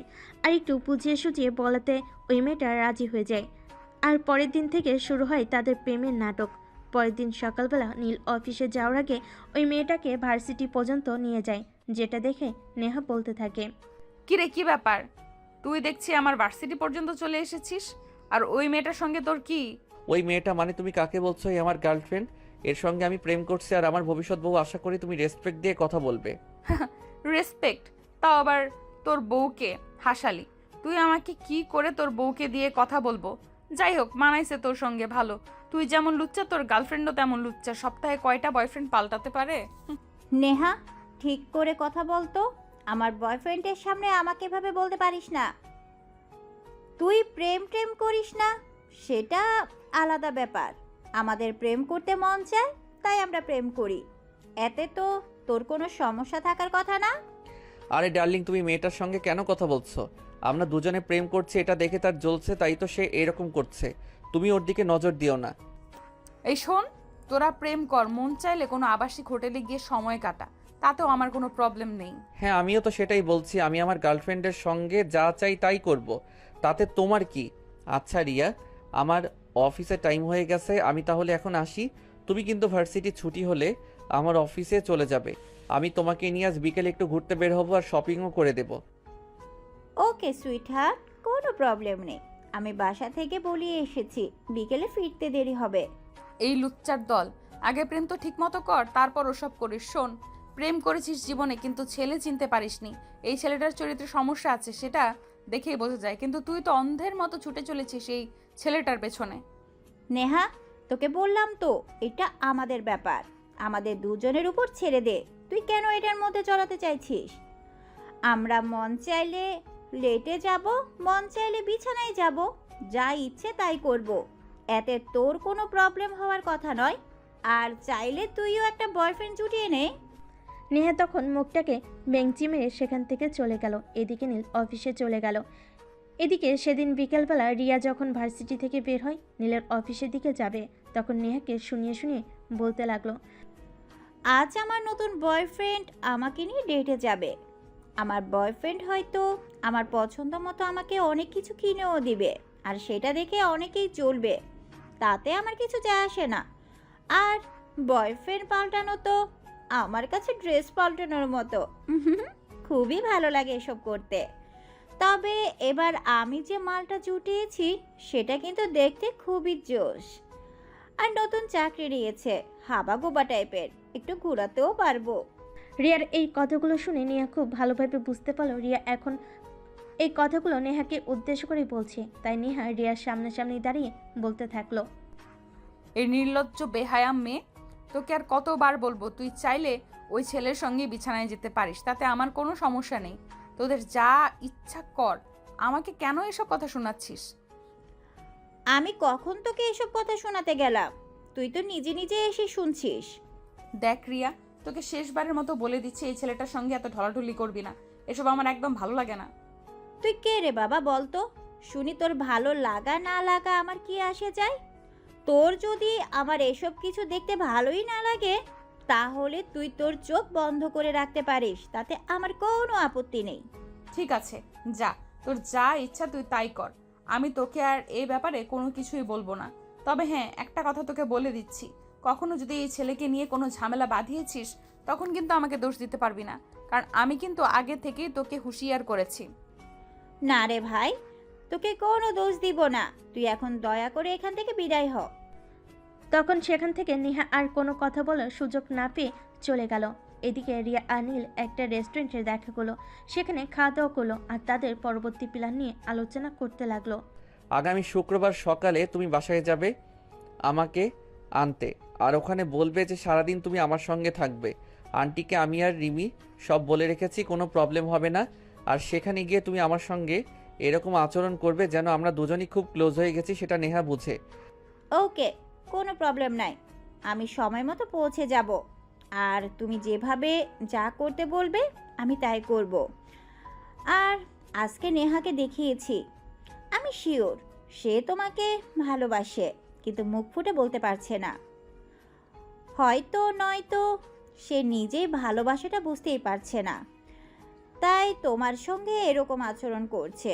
আর 2-4 দিন গেলে আমি শিওর সে নিজে থেকেই তোমাকে সব বলতে আসবে। সেটা সময় হলে দেখা যাবে। যাই হোক, এখন তাহলে আসি, আমাকে তো আবার কাল সকালে অফিস যেতে হবে, রাত তো অনেক হয়ে গেল। সেদিন বাসে পৃথিবীতে নীলের রাত প্রায় 12টার মতো বেজে গেল। সে দরজার সামনে দাঁড়িয়ে কলিং বেল চাপ দিল। প্রায় মিনিট 5 পর নেহা এসে দরজা খুলে দিল আর নীলকে গেটের বাইরে দাঁড়িয়ে থাকতে দেখে সে রাগান্বিত স্বরে বলতে লাগলো। এটা বাড়ি নাকি অন্য কিছু, আমি সেটাই বুঝতে পারছি না। এইখানে যে কেউ এসে পড়বে, থাকবে, খাবে, যখন ইচ্ছা হবে বাসায় আসবে, মাঝরাত থেকে বাসায় আসবে, এগুলো এই বাসায় চলবে না। নেহার মা আড়ালে দাঁড়িয়েছিল, তিনি এই মুহূর্তে তার জন্য অপেক্ষা করছিলেন। তখনই তিনি সামনে এসে নেহাকে উদ্দেশ্য করে বলতে লাগলেন। কি ব্যাপার নেহা, তুমি ওর সঙ্গে এরকম আচরণ করছো কেন? এই বাড়িতে তোমার যতটুকু স্বাধীনতা, নীলেরও ততটুকুই স্বাধীনতা আমরা দিয়ে রেখেছি। নীলের যখন ইচ্ছে হবে বাড়িতে আসবে, আর যেদিন ইচ্ছা হবে না বাড়িতে আসবে না। এ ব্যাপারে তুমি তো কথা বলার কেউ না। হ্যাঁ, সেটাই তো, আমি কেন এই কথা বলছি? এটা তো বাড়ি নয়, অন্য কিছু। এখানে যার ইচ্ছা হবে সেই চলে আসবে, তাদের নিজের ইচ্ছা মতো থাকবে, নিজের ইচ্ছা মতো নিয়ম তৈরি করবে। কই, আমরা তো কোনোদিন সন্ধ্যার পরেও বাড়িতে ফিরি না। তাইলে এই ছেলেটা কেন আমাদের বাড়িতে থেকে রাত 12টার পর বাড়ি ফিরবে? বললাম তো, সেসব কৈফত কেউ তোমাকে দেবে না, কারণ এই বাড়িতে যতটুকু অধিকার তোমার আর রিমির রয়েছে, ততটুকু অধিকার নীলেরও রয়েছে। নীলের যখন ইচ্ছা হবে এখানে আসবে, যখন ইচ্ছা হবে তখন সে রাতের 2টা বাজে বাড়িতে আসতে পারবে, কোনো সমস্যা নেই।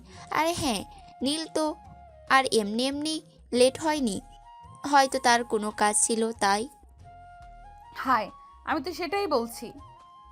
তার কি এমন মহান কাজ ছিল যে অফিস ছুটি হয়েছে বিকেল 5টায় আর এখন রাত 12টা বাজে তার বাড়িতে আসার সময় হয়েছে? আমার তো সেটাই জানতে ইচ্ছে করছে।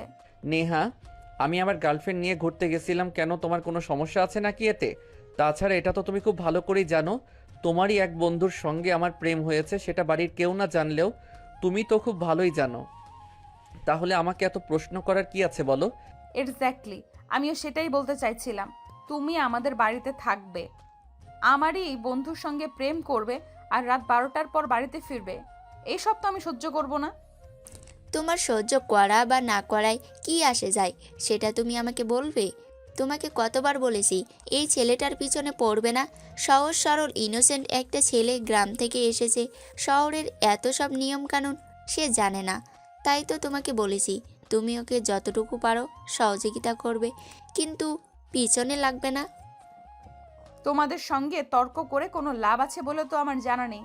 তোমাদের সঙ্গে তর্কে আমি যেতে চাই না। আমি আসছি, তোমাদের যা ইচ্ছা তোমরা তাই করো। নেহা সেখান থেকে হনহন করে নিজের রুমে চলে গেল। আর সেটা দেখে নীল আর নেহার আম্মু দুজনেই হাসতে থাকলো। তখন নেহার আম্মু বলতে লাগলো, এবার তো তুমি নিজের চোখে দেখতে পেলে নেহা কিভাবে জ্বলছিল। আমি শিওর সে তোমাকে মনে মনে অনেক বেশি ভালোবেসে ফেলেছে, কিন্তু নিজের ইগোর জন্য বলতে পারছে না। তবে হ্যাঁ, একটা কথা আমি শিওর যে এভাবে চলতে থাকলে নেহা হয়তো 2-1 দিনের মধ্যেই তার মনের কথা প্রকাশ করে দিবে। কিন্তু আন্টি, আপনারা সত্যি যে রকমটা চিন্তা করছেন সেরকম যদি হয় তাহলে কি করবেন? তখনই নেহার আব্বু সেখানে এসে উপস্থিত হয়। আর তিনি তাদের কথোপকথন আগে থেকে শুনছিলেন, তাই তিনি বলেন, কি করব মানে? তোমার কি নেহাকে বিয়ে করতে কোনো সমস্যা আছে? সোনা আমার, মেয়েটার এমনিতেই একটু অহংকারী, কিন্তু মানুষের দিক দিয়ে অনেক ভালো একটা মেয়ে। একটা সঠিক মানুষের ভালোবাসা পেলে আমার মেয়েটা শিওর বদলে যাবে। কিন্তু আঙ্কেল, আপনার মেয়ে তো... এরপর নেহার আব্বু নীলকে আর কোনো কথা বলার সুযোগ না দিয়ে নিজেই বলতে থাকলো, আর কোনো কিন্তু নয় বাবা, আমি তোমার আব্বুর সঙ্গে কথা বলে রেখেছি। তোমার আব্বু নেহাকে ছোটবেলা থেকেই খুব ভালো করে চিনেন, তাই তোমার আব্বু আর অমত করেনি। তিনি এক কথাই রাজি হয়ে গেছেন তোমার সঙ্গে নেহাকে বিয়ে দিতে। ঠিক আছে আঙ্কেল, কোনো সমস্যা নেই। আপনি আর আমার আব্বু যদি রাজি থাকেন তাহলে আমি বিয়ে করতেই রাজি। এরপর চলে গেল আরও কয়েকটা দিন। আজ শুক্রবার, তাই নীলের বলা কথা মতো রিয়া সকাল সকাল নেহাদের বাড়িতে চলে এসেছে। আর নীলের শিখিয়ে দেওয়া কথাগুলো মতোই কাজ করছে। এই নেহা, নীল কোন রুমে থাকে আমায় একটু দেখিয়ে দিবি? কেন? আমি তোকে সেটা দেখাতে যাব কেন? আর সাত সকালে তুই এইখানেই বা কেন এসেছিস? আমার বাড়িতে আসার অনুমতি তোকে কে দিয়েছে? শোন, এটা তোদের বাড়ি ঠিক আছে, কিন্তু আমার বয়ফ্রেন্ড আর আমার হবু হাজবেন্ড এই বাড়িতে থাকছে, তাই আমি যে কোনো সময় এই বাড়িতে আসতেই পারি। এখন কথা না বাড়িয়ে তুই আমাকে এটা বলে দে যে নীল কোন রুমে আছে। আর তুই যদি আমাকে সেটা বলতে না পারিস তাহলে সেটাও বলে দে, কারণ আমি তো তোর জন্য বসে থাকবো না, আমি নিজেই আমার বয়ফ্রেন্ডকে খুঁজে নিব। তোর কোনো সাহায্যের প্রয়োজন হবে না। এই শোন, আমি না তোর সঙ্গে কোনো কথা বলতে চাইছি না। তুই এক্ষুনি আমাদের বাড়ি থেকে বের হয়ে যা। আমি তোর চেহারাটাও আমাদের বাড়িতে দেখতে চাইছি না। তোমার দেখতে যাওয়া বাধা আছে হয়তো, কারোরই কিছু যায় আসে না। রিয়াকে আমি এই বাড়িতে আসতে বলেছি কারণ রিয়াকে আমি ভালোবাসি, আর তার সঙ্গে আমার একটা ভালো সম্পর্ক রয়েছে। আমরা সারাদিন একসঙ্গে সময় কাটাবো, তাই রিয়াকে আসতে বলেছি। একসাথে সময় কাটাবে মানে কি বোঝাতে চাইছো?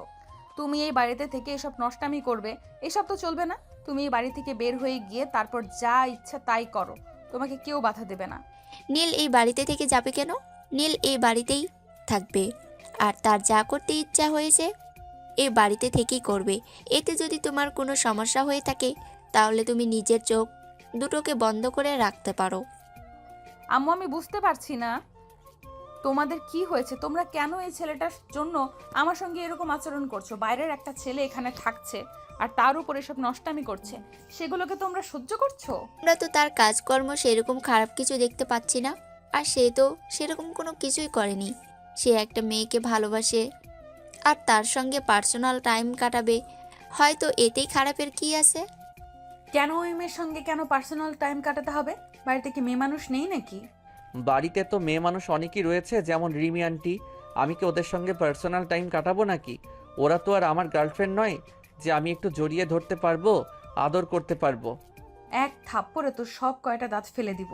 তুই রিমি আর আম্মুকে কেন আদর করতে যাবি?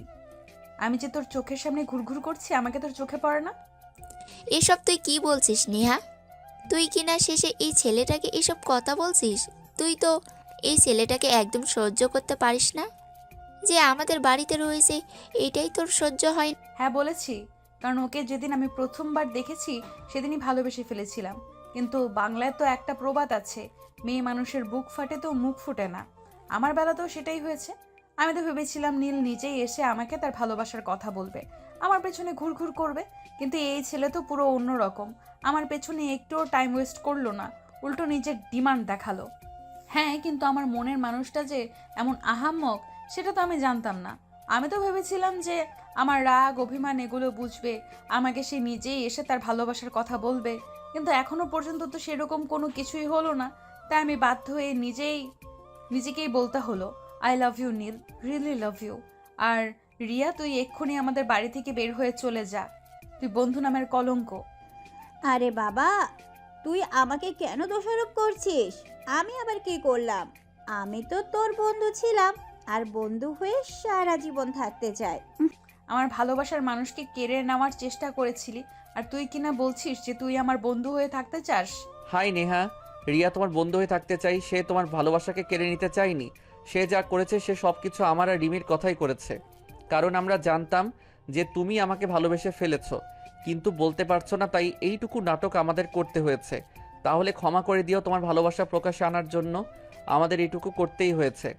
তখনই নেহা নীলের শার্টের কলার ধরে বলতে থাকে, ইত্রামি ফাজলামি বাদ দিয়ে এখন আমাকে এইটা বলো যে আমায় বিয়ে কখন করছো? তুমি বললে আজই করতে পারি, আমার কোনো সমস্যা নেই। আর আন্টি আঙ্কেল বাবার সঙ্গে কথা বলে রেখেছেন, বাবা এই বিষয়ে সম্মত আছেন, শুধু তোমার নিজের মুখে বলাটা বাকি ছিল। আমরা সবাই এটা জানতাম যে আজ না হোক কাল তুমি নিজের মুখে আমাকে তোমার ভালোবাসার কথা বলবে, তাই আমরা সবাই মিলে এই প্ল্যানটা করেছিলাম। তার মানে শুধু তুমি, রিমি আর রিয়া নয়, এই পরিবারের সবাই এই বিষয়ে জানতো, আর তোমরা সবাই সব কিছু জেনে শুনে আমার সঙ্গে এরকম করেছো? আচ্ছা ঠিক আছে, সমস্যা নেই, আমিও সময় হলে সুদে আসলে গুনে নিব। অতঃপর এর পরের দিন দুই পরিবারের উপস্থিতি আর সম্মতিতে নীল আর নেহার শুভ বিবাহের কাজ সুসম্পন্ন হয়। এরপর কেটে গেল দীর্ঘ 5 বছর। নীলের একটু শারীরিক সমস্যা ছিল, যার কারণে তাদের কোনো বাচ্চা কাচ্চা হচ্ছিল না। তাই নীল আর নেহার পরিবার মিলে নেহাকে অনেক জায়গায় ডাক্তার দেখায়। অবশেষে তাকে সিঙ্গাপুর চিকিৎসার জন্য নিয়ে যেতে চায়। দেখো, আমার জন্য তোমাদের এত কষ্ট করার কোনো প্রয়োজন নেই। বলছি কি, তুমি আর একটা বিয়ে করে নাও। দেখো, একটা ছেলের জন্য বাবা ডাকটা কতটা আনন্দের সেটা সম্পূর্ণ না বুঝলেও একটু হলেও বুঝি, কারণ আমি তো আমার বাবাকে দেখেছি। তাই প্লিজ, আমাকে মনে হয় চিকিৎসা করিয়ে কোনো লাভ হবে না, তুমি আর একটা বিয়ে করে নাও। চুপ করো, তুমি একদম এসব ফাইজলামো মার্কা কথাবার্তা বলবে না। আল্লাহ চাইলে সবই সম্ভব। আল্লাহ হয়তো চাইছেন আমাদেরকে একটু দেরিতে সন্তান দেবেন, তাই হয়তো তিনি আমাদের ধৈর্যের পরীক্ষা নিচ্ছেন। তাই বলি কি আমাকে আর একটা মেয়েকে বিয়ে করতে হবে নাকি? কখনোই না, আমি এমন কাজ কোনোদিনই করব না। আমি তোমাকে ভালোবাসি আর ভালোবেসে বিয়ে করেছি। তোমার ভালোবাসা আমি অন্য কাউকে দিতে পারবো না। কিন্তু আর কত অপেক্ষা করবে? দীর্ঘ 5টা বছর ধরে তুমি একটু বাবার ডাক শোনার জন্য অপেক্ষা করছো, আর কত অপেক্ষা করবে? তাই বলছি তুমি একটা বিয়ে করে নাও। যদি আর একবার তুমি নিজের মুখ থেকে এই কথাটা উচ্চারণ করেছো, তাহলে কিন্তু আমার চাইতে খারাপ কেউ হবে না, এটা তোমাকে আমি বলে দিলাম। প্রয়োজন হলে আমি বাবা ডাক শুনবো না, প্রয়োজন নেই আমার বাবা ডাক শোনার, কিন্তু তোমাকে আমি হারাতে পারবো না, কারণ তোমাকে যে আমি ভীষণ ভালোবাসি। তোমার ভালোবাসা ছাড়া আমার বেঁচে থাকা সম্ভব নয়। আমি সব কিছু ছাড়া থাকতে পারবো, কিন্তু তোমার ভালোবাসা ছাড়া নয়। অতঃপর পরের সপ্তাহে নেহাকে সিঙ্গাপুর নিয়ে যাওয়া হলো উন্নত চিকিৎসার জন্য। আর সেখানে ডক্টর বলে নেহার মা হতে সম্ভব, কিন্তু দীর্ঘদিন চিকিৎসা নিতে হবে এবং তার খরচ অনেক ব্যয়বহুল। যেসব কথা শুনে নীল ডাক্তারকে বলে, ডাক্তার যত টাকা লাগে লাগুক, আপনি টাকার চিন্তা করবেন না, কিন্তু আমার স্ত্রীর সঠিক ট্রিটমেন্ট চাই। কিন্তু নীল, এত টাকা তুমি কোথায় পাবে? কেন এরকম বলছো? বললাম তো তুমি আমাকে ছেড়ে দাও আর বিয়েটা করে নাও। নেহার মুখ থেকে এই কথাগুলো শুনে নীল ডক্টরের সামনে নেহাকে ঠাস করে একটা চড় মেরে বসলো আর নিজেই বাচ্চা ছেলের মতো কাঁদতে শুরু করলো। প্রায় 2 মিনিট কান্না করার পরে সে নেহাকে নিজের বুকের সঙ্গে জড়িয়ে ধরে বলতে লাগলো, এই টাকা কোথা থেকে আসবে সেটা আমি চিন্তা করব, তোমাকে কেউ চিন্তা করতে বলেনি। আমি তোমাকে ভালোবাসি আর সারা জীবন তোমাকে ভালোবেসে যেতে চাই। তোমার ভালোবাসার কোনো খামতি রাখতে চাই না। কেন এত ভালোবাসো আমায়? আমি তো তোমাকে কম অপমান অপদস্থ করিনি, আর এখন তোমাকে বাবা ডাকতেও শোনাতে পারছি না। তাহলে কেন তুমি আমায় ভালোবাসো, আর কেনই বা ভালোবাসবে? পাগলিরে, ভালোবাসা বলে করে হয় না, ভালোবাসা জাস্ট হয়ে যায়। কখন কার জন্য সেটা বলা যায় না। তোমাকে ভালোবাসি আর সারা জীবন ভালোবাসবো, সেটা যত ঝড় তুফানি আসুক না কেন, আমার ভালোবাসা কখনোই কমবে না। না হয় থাকলাম নিঃসন্তান, কিন্তু তোমার ভালোবাসা তো পাবো, তাতেই আমার চলে যাবে। অতঃপর দুজনে দুজনকে জড়িয়ে ধরে বাচ্চা শিশুদের মতো কান্না করতে থাকে। আল্লাহ চাইলে তাদের একটা সন্তান দান করতে পারে আর তাদের সংসারটাকে একটা সম্পূর্ণ সুখী আর সমৃদ্ধ সংসারে পরিণত করতে পারে। যাই হোক, সব কিছু আল্লাহ তাআলার হাতে। তো ভিউয়ার্স, আপনাদের একটা কথাই বলবো, আমাদের সমাজে এখনো অনেক কুসংস্কার রয়েছে আর অন্ধবিশ্বাস রয়েছে। দেখুন, আমরা তো একটা মানুষকে ভালোবেসে বিয়ে করি, তারপর যখন সে সন্তান দিতে অক্ষম হয় তখন আমরা তাকে অনেক অপমান অবহেলা করি, যেটা তার প্রাপ্য নয়। কারণ সে তো নিজেও নিজের জীবনের ঝুঁকি নিয়ে একটা ছেলেকে বাবা ডাক শোনাতে চেষ্টা করে। আমি আপনাদের একটা কথাই বলতে চাই, দেখুন, যদি কোনো মেয়ের এরকম কোনো প্রবলেম হয়ে থাকে তাহলে তাকে অপমান, অপদস্থ এবং মানসিক লাঞ্ছনা না দিয়ে আমাদের উচিত মেয়েটার পাশে দাঁড়ানো এবং তার সঠিক ট্রিটমেন্ট করানো। আল্লাহ চাইলে 50 বছর পরেও যে আমাদের সন্তানের সুখ দিতে পারেন, এমন হাজারো প্রমাণ আমাদের সমাজে অহরহ রয়েছে। তাই আমাদের মানসিক চিন্তাধারা বদলানো উচিত এবং আল্লাহর উপর ভরসা রাখা উচিত। সবার জন্য অনেক শুভকামনা রইল। দেখা হবে অন্য কোনো এক ভালোবাসার গল্পে। সে পর্যন্ত ভালো থাকবেন সবাই।